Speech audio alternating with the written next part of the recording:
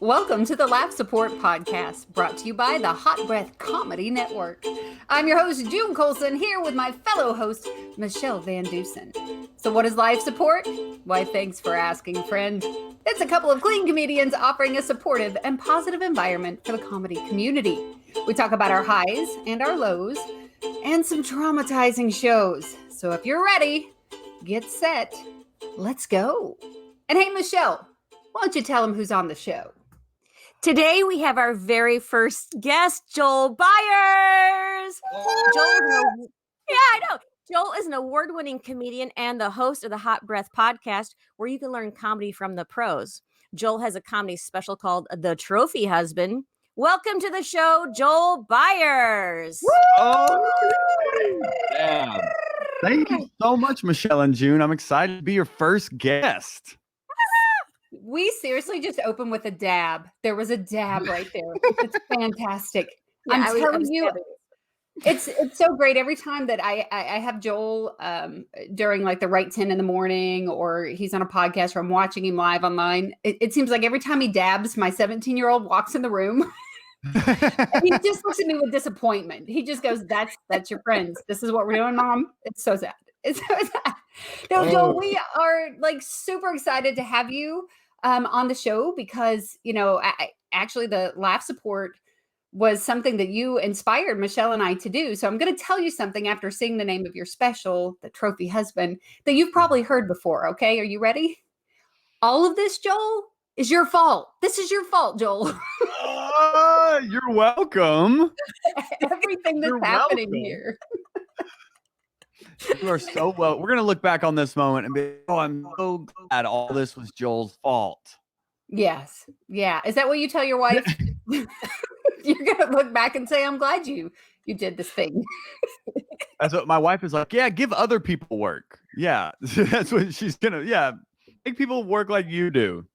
Welcome to podcasting, June and Michele. Yeah, it's not so fun, is it? Yeah. It's fun. It's just we don't know what we're doing. No, so we that's like familiar. Yeah, it's familiar. It's a familiar feeling of not knowing what we're doing. Yeah, it's just like comedy. You know, you just kind of jump in and learn as you go. It's same thing there with the podcast. But I wouldn't have asked you if I didn't believe in you and believe in your talent to actually make this podcast that actually makes an impact. I wouldn't have asked otherwise. So you're the first. Wow. I just want you to know. You're the first. Why, thank you then, Joel. Do you feel special, Michele? I do. Just a little. But you're the first to say yes, I should have said. You're the first to say yes. What? Oh my God. That's how like every boyfriend I got in high school, that's what they said to me. You know what? You're the first that said yes. You know, I've asked a lot of other people, June. But you're the first who would actually go out with me. So no, but I believe in what y'all are doing, and I'm a fan of your comedy and your spirit, and I just knew it was just a perfect match for what you're doing in your careers and how we could, add it to the Hot Breathiverse here. So it really was a very heartfelt, thought out decision to ask y'all to even have interest in doing this, and your interest has grown into a show now. So I'm just honored that you took it seriously. Yeah, absolutely. Well, listen, the theme, and the name of the show is Laugh Support. So one of the things that we thought we would like to do, a lot of times comedians get interviewed and it's always, how long have you been doing comedy, or when did you know you were funny? And, a lot of those questions. But for us, we wanted to be supportive, and we wanted to find out who supported the comedians that we interview along the way. So it can be, it can be another comedian, it could be a family member, whoever. So, one of the first things we want to ask you is just basically when you started out early on, do you remember who was your laugh support? Who were the people that really helped you get started? Yeah, well, on the family side, it was definitely, my wife, I'll say my wife. I was going to say my wife and my mom, but I figured I should say my wife first and then my mom. But the good trophy husband move. Yes. So, my wife is, So if you're saying your wife, I'm just wondering, you started comedy after you were married, or did you start before you were married? but she was supportive. My wife and I met in college, but when she moved down to Atlanta, before she moved, I told her, this is what my job is. Well, at the time, it wasn't even my job. It was my aspiration. I was a dishwasher. I was refilling mini bars. I was doing something prestigious at the time, living in the hood of Atlanta in a studio apartment. And I told her, like, if you move down here, this is like my lifestyle. This is my schedule. I'm out every night working on like my shows and really trying to develop this to become my career. And she was all for it. And she's been all for it ever since. And she's been supportive and understanding, even if she doesn't quite understand exactly everything I'm doing. She still is understanding of the process, and she believes in me. And even if she doesn't laugh at my jokes that I try on her, she believes me. And that's great. And I think that's crucial for anyone in comedy, is to have some sort of supportive system, even outside of comedy, that you can rely on and just kind of lean on in certain situations. And she's always been there for more. I'm gonna cry. No. No, but yeah, she's been super supportive, and definitely I wouldn't be where I am today without her. So you actually blame her for this happening right now. Okay. Michele. Yeah.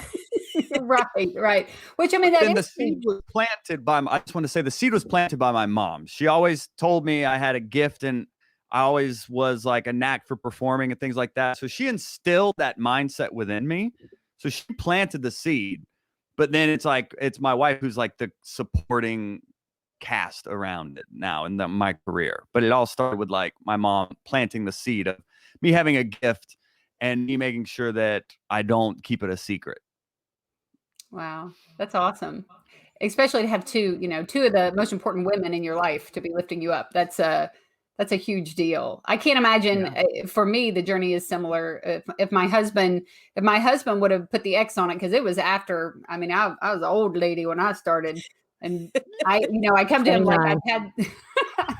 I come like I have some kind of midlife crisis. I'm like, Jesus said I got to do comedy, baby, and he's like, okay. Yeah. Well, if Jesus said so, I guess you better, But had he not been supportive of it, then it definitely would have lasted long in my life, because he's more important than any career path I would go on. So that's awesome that you had that support in your family. What about comedians? What about comedic laugh support? When you first started, I mean, we've learned that it's not always the most open-armed, beautiful, warm, and welcoming environment. Tell us about your comedy laugh support. Yeah. So, the comedy journey, when you start, it can be lonely and confusing. And like, at least in my scene, it was competitive, and there were cool shows that I was never invited on and things like that. And I've made friends in comedy, but early on, there was a comedian named Mark King who since moved to New York. And is there an echo? Yeah. Can you hear me? Yeah, that's Which better. one? Is that better? Yeah. Yes. Oh, okay. Yeah. So early on, like, I was just all about getting on stage, wherever, however, in front of whoever or whatever. I was wanting to get on stage, and this comedian named Mark King was willing to do the same. I mean, we did like karaoke nights together. We did like a biker bars together. We would perform anywhere together, and he was willing to do it. So that's how we kind of connected, as of like, we're kind of by any means necessary, we'll get on stage wherever. So it was good to have at least an accomplice in some of these shady shows we would be doing. And he's since moved to New York, and he's a booker up there. And by the time he left Atlanta, he was booking one of the top shows in the city at Uptown Comedy Club here. Wow. So you just never know who's going to be who, and that's why it's always so important just being nice in general and supportive. But also, you just never know who may be hosting that open mic in front of 4 people. They may end up hosting the top show in the region by the end of their career, and they may want to book you if you were nice to them. So it's always good to just be nice to everyone. And Mark was definitely one of those people alongside of me. Someone who was above me was Rodney Perry, who he's done a bunch of movies, and he's incredible, but he like set the standard for what comedians can be in terms of not only skill set, but also just how they treat other comics. Like, Mm. this was a guy I saw in like on a Tyler Perry TV show that then I'm like, oh, he's talking to me like we're peers. And I remember seeing him out at open mics and being like, why are you doing this show? And he's like, I'm a comic. He's like, this is what we do. We do comedy. And him over 20 years in, still in that mentality and still so nice and accessible. I was like, oh, wow. Yeah, that's the standard of comedy I want to hold myself to. And it's really resonated through everything I do. Right. You know, and I owned a business for a long time, and if you wanted to have somebody go to work for you, you pick that person in the company to mentor and train them that you wanted them to be at that level. Because if we put them with the person who complained all the time, that person comes into the job learning to complain and be negative and be ugly. And you were fortunate to have somebody in your path that really you were able to observe and watch and see, you know, the right way to do it. That's really awesome. Because it could go either direction depending on your maturity level and your age and how much you respect the person who's in front of you. You know, a lot of times I think in comedy we see people, they start out and they don't know what their voice is, and they'll mimic someone else's voice, and they can even mimic their behaviors. Oh, well, this is how you're supposed to act in the green room. And oh no, we don't go to open mics because I've been doing it 10 years. And then you have somebody who's been doing it 20 and you're like, okay, cool. Okay. This isn't, you know, this is the thing to do. So what do you think, Michele? I saw the wheels turning in your head. So, what I'm really wanting to know is when you were with Mark doing karaoke, did you sing your jokes? Ooh, yeah. No, we literally like went to a karaoke. We just heard there was a karaoke night. We performed spoken word, like anywhere there was a mic, because we weren't on the cool shows a lot of the time. And we actually went to this karaoke night. We're like, do you mind if we do comedy? Because I mean, as a comedian, you're like, it makes sense at the time. You're like, yeah, I'll do it on a sidewalk, you know, if we have done as well. We went to this karaoke night and asked the host, is like, hey, do you mind if we did our stand-up? And they let us. So they got like halted the karaoke and they introduced each of us, like, you know, to do stand-up, and we each did 5 minutes. And it didn't go terribly based on the bar of how bad it's gone for me, of getting booed and the lights shut off and all of that, people leaving. It didn't go terribly. So yeah, it's part of it. So what I'm hearing is you're like the Dr. Seuss of comedy. Mm-hmm. In a bar, in a car, on the sidewalk, at karaoke, like you'll go anywhere. So I like it. Yeah. I like it. You got to have that mentality. That's the number one piece of advice I've gotten personally and on my podcast, is you've got to get on stage wherever, whenever. So I've always adopted that mentality, and it's come to fruition in terms of being able to entertain larger audiences, different swaths of people. Like, okay, your joke works at this sold out comedy club, but does it work at this open mic in front of 4 people, or this karaoke night where they're not expecting comedy? Can your jokes translate and really connect with people regardless of the environment? It's great testing that a lot of comics avoid out of discomfort, but that's where you grow. Yeah. Michele, do you hide from uncomfortable situations? Raising her hand. Me. Absolutely. Absolutely. So, have you ever done any jokes in another language? Because you just mentioned how your comedy should translate. And I'm just curious, you know, because right now you have this comedy network that's worldwide. Mm-hmm. So have you done any, or have you had your jokes interpreted? I haven't had my jokes oh, well, I have had them. I did a church where there was a interpreter. So the jokes were interpreted then. I do have a goal to do comedy in Spanish. I would like to do like a Spanish comedy special, maybe. I mean, I'm not fluent, but what did you say? I say por qué. Oh, porque quiero entertain more people. See, I don't know all of it. I only know what I learned as a dishwasher, and that's not appropriate for this show. But I would like to become fluent in Spanish and start doing stand-up in Spanish also. It's definitely a goal of mine. But in terms of the one time I tried to do comedy in another language, it was a Spanish show here in Atlanta where 4 people showed up, and they sat on opposite sides of the room, and I'm there entertaining them. Like, I was the feature. I wasn't the headliner. The headliner spoke Spanish, so the club thought it would be a cool marketing thing if they did a Spanish show, but maybe not have me on the fly. Maybe that's why people didn't show up. They're like, oh no, ICE is going to be there. Look, this guy's there to deport us right now. Right. So 4 people showed up. They sat on opposite sides of the room that held maybe 300 people, just 2 people on either side of the room. And I'm trying to do Spanglish in front of 4 people that are scared I'm there to deport them. And it didn't go great. So I really need to learn my Spanish, but that is definitely a goal of mine, is to do comedy in other languages. Very, very cool. Nice. So part of our being a laugh support, we also kind of want to know, who have you become someone else's laugh support? Like, what have you done in your life to support others through comedy? This is your time to plug Hot Breath. Oh, I mean, yeah. I've always, I mean, even like before Hot Breath, I was always open to helping comics however I could. Like if they asked for advice or they had any questions, I've always been open to helping. But what I realized is that's like on a one-on-one basis. But how can I help more? And it's turned into Hot Breath, which started out as a podcast 5.5 years ago to interview some of my comedian friends about their journey. And now it's grown into over 300 interviews all about the craft of comedy in a very supportive and positive way. You know, I want it to be the comedy resource that I wish existed. So now you guys know it's a Facebook group where we do a daily writing club and feedback mics and just whatever we can do to help comics. It's really grown into a supportive community of comedians, which I wish I had when I started. And I'm so grateful that it exists now.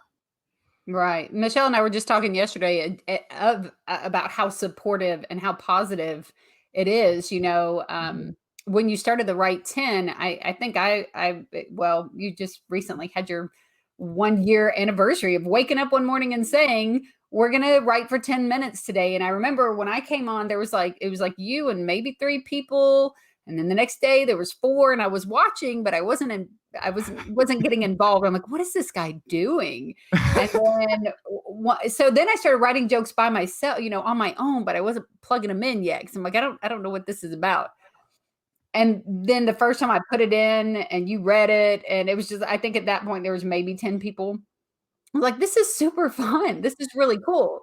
And it motivated me to get up every day. And this was a time that, you know, the pandemic had hit, and these comedians all over the country, they'd stopped writing and performing. And really a lot of people I know, personally, I know a lot of people were battling depression at the time and not sure what to do. And then suddenly you come up with this idea that we'll just keep trucking along. We'll just keep doing this thing. And even at a time as that grew, Michele and I were talking yesterday about how you kept it positive, and growing pains are serious. You have people that do kind of creep in and they have that negative attitude, but you were able to navigate through all of that environment as it was growing and make sure that it was kept positive.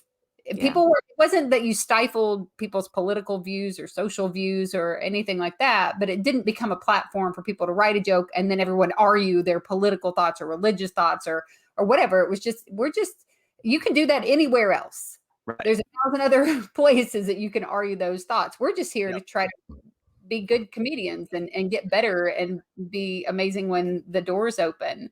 So as you were doing that, were there struggles behind the scene to keep it positive, or, you know, is that just kind of who you are? Are you a peacekeeper? Are you just somebody who naturally brings peace around you? Yeah, I think I've always been like a facilitator of sorts. I mean, I moved around schools a lot. I was the principal's kid in middle school. So like I've always had to like navigate and kind of be a chameleon in terms of just adapting and just being I always rooted for the underdog as well. That's something my mom always instilled in me. So like I always liked the aspect of community and just being like a positive relationship in people's lives, I guess, for lack of a better word. So, I mean, any of the struggles with positivity, like the Hot Breathiverse, you're all seeing it live on the air. Anything, any breakdown I've had, all the struggles have come on the air with whatever mental issues I'm going through. And there have been mental breakdowns and, you know, over a year of doing this every day. in a fun way. I mean, not like concerned. No one like messaged me afterwards like, Joel, are you okay? They're more like, oh, Joel had sugar again. There he goes. Yes. Like, Yeah. Sassy Sassy Joel. sassy Joel, exactly. So it like became a positive spin even on me having breakdowns. But I don't think it's never been a struggle because it's always still been a passion of mine, and it's always been something I love. And it's something that it just feels naturally to me that even if there is like struggles, if there's internet issues, I still wouldn't rather be doing anything else. And I think that's what helps me remain positive with Hot Breathiverse, but also with, with comedy in general and the highs and lows of that. It's like, I wouldn't want to be doing anything else. I wouldn't want to have any other problems but these. So it's always just, I always look for the positive in things. And it's also me creating what I wish existed. That's really what Hot Breath is. Everything I do is centered around that lens of what do I wish existed? Okay, let me create that. No, I've been in the game 11 years. Last year, before COVID hit, that was my year. My year in terms of I'm releasing my own special. I'm actually booked as a touring headliner. Like, this is my first year where I'm like, I've worked my way up in some clubs.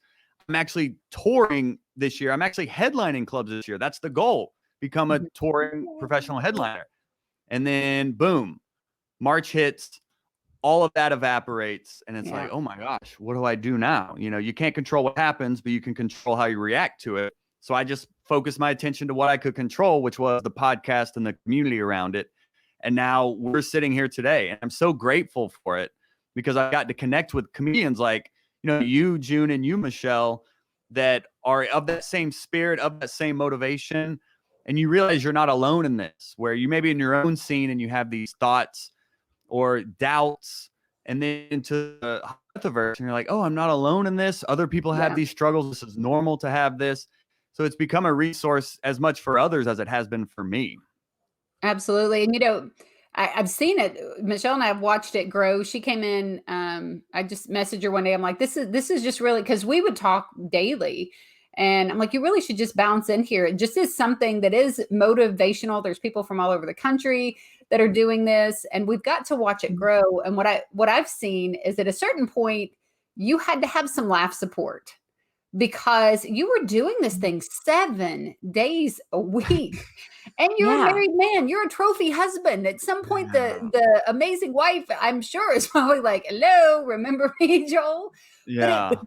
But what happened is when you started handing little pieces off to other people, one, you had people who were buying into it. I think you gave value to those people, and you had a well-deserved break, because for a little bit as a wife and being an older person than a lot of people that are in the group, you got a lot of young comics on there.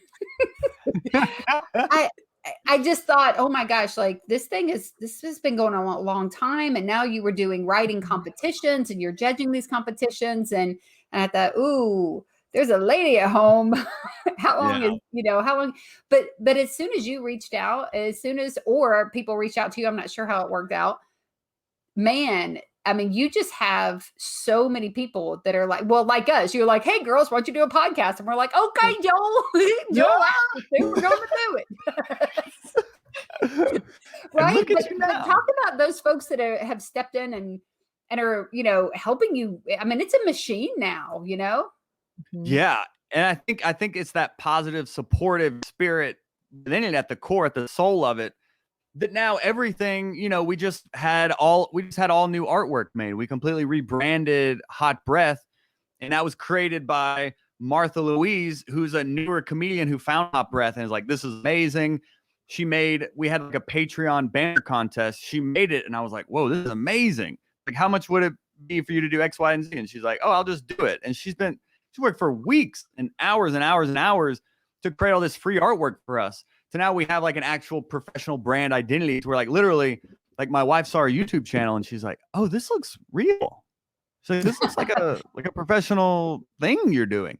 I was like, yeah, we're kind of doing something here, and even just like behind the scenes things, probably something people don't know is like I was approached by a few members with like a legitimate business plan where like they created this entire business plan about what we could do to like really scale Hot Breath into what we all believe it is, which is a disruptive media company that's really going to cultivate the next generation of great comics. They approached me with this business plan, and we actually started Hot Breath Media LLC, and we're actually a 4-partner company now. We're actually all working intentionally to start scaling this, to actually start doing the things that we talk about and aspire to, but actually start moving the needle. And part of that is this podcast network. But there's so much. I mean, I actually have the whole breakdown right here that I drew up of all the different. I won't reveal too much, but there's a lot going on. But I keep that in front of me as a reminder of like where we're headed with this. And those are members of the community who are like, we love what you're doing. We want to help out. And here's how much thought we've put in to what you're doing and where we think we could take it as a team. And there's so many examples of people who have reached out, created sound effects, the Angels on Y'all that Robin does, and Robin starting her own Write10 Club. Like, honestly, I don't want to name names because I'm afraid I'm going to leave people out, because there's been so many people who have done so many things for the Hot Breathiverse just on their own volition, on their own inspiration, not asked to, but they decided to. And they're becoming like, they're making an impact within it and helping a lot of people. I personally will say a name because I was called out for not doing this whenever we made your very first, like, Joel, thank you so much tribute video. And I didn't mention EJ. EJ and the word of the day. Thank you, EJ, for everything that you did to help me write. You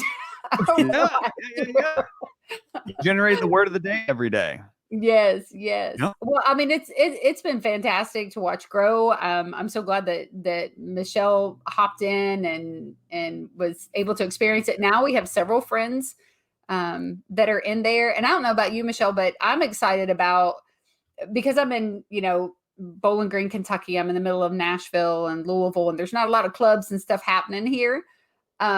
But eventually when the doors open and the world opens to more shows, I can't wait for those moments when I see these people that we've been writing jokes with for a year, because it's already happening, right? There are people all over the country right now that are going to comedy clubs that are like, oh yeah, I see you on Write10. And then now some of them have connected, they've become best comedy friends. And that all was just from this thing, you waking up and being a positive person, wanting to motivate yourself and not be selfish. Michele and I talked yesterday about how a lot of people, they're trying to rise themselves up by stepping on people along the way. And you set up a platform where you even the playing field, that it didn't matter. There was somebody who's like, I've never done comedy at all. And it's like, okay, welcome, write a joke. We'll tell you what we think about it. And there are other people who are like, I've been doing it 10 years and this whole situation has got me sad. Thanks for giving me something to, keep me going. So we're like, write a joke. We'll tell you what we think of it. Yeah. Here's the best. We were talking about yesterday how every once in a while I'll have like a typo or something, because usually I'm driving or going or doing. And it's the best whenever you read one of the jokes with the typo and you're like, oh, I see what you're doing there. So, but shoe, I don't understand shoe, but hey, I think you got something. I'm right. Like, typo, Joel. You used the word of the day. Yay. Yeah.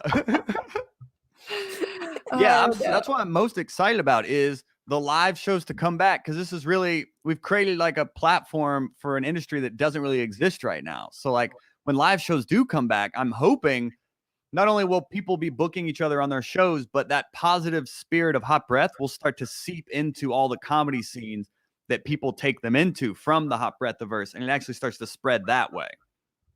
So it becomes the new culture within comedy.